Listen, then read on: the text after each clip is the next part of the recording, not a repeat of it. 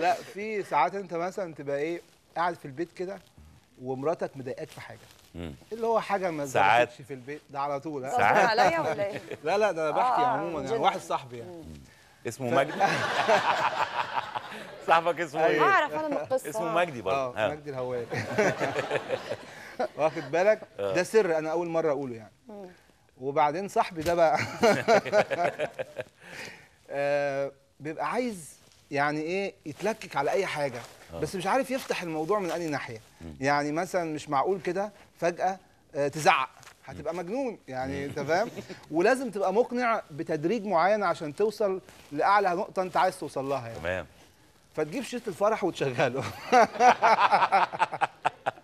وتستعيد بقى. وبعدين اقول لها مثلا ايه، صاحبي ده يعني يقول لها مش انا قلت لك ما تعمليش كده في الفرح؟ ده الكلام ده من 10 سنين.